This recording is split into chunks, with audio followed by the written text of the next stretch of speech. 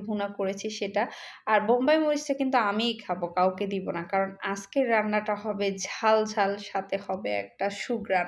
নিয়ে নিচ্ছি ২ টা লেবু পাতা। আমি কিন্তু আজকে লেবু পাতা দিয়েই ভাতটা খাবো।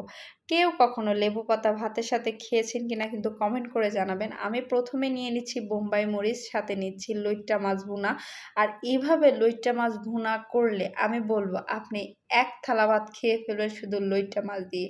সাথে নিয়ে নিচ্ছি কাঁচামরিচ। আছে বোম্বাই মরিচ তার সাথে কাঁচামরিচ। কি পরিমাণ যে ঝাল হয়েছে ট্রাস্ট মি আপনাদের বোঝাতে পারব না। ভয়েসটা পরে দিচ্ছি আমার মন চাচ্ছে এখন আমি রান্না করে খাই। এত বেশি মজা হয়েছিল আসলে বলে বোঝাতে পারব না। নিয়ে নিচ্ছি কিন্তু লেবু পাতা। আমি কখনো লেবু পাতা এভাবে রান্না করে খাইনি। কিন্তু এভাবে ১ম বার ট্রাই করার পর বিশ্বাস করেন আপনার এভাবে লেবু পাতা যদি আপনি খান আপনার ভাতের সাথে লেবু লাগবে না। এত মজা লাগে। এই তো আমার কিন্তু আমি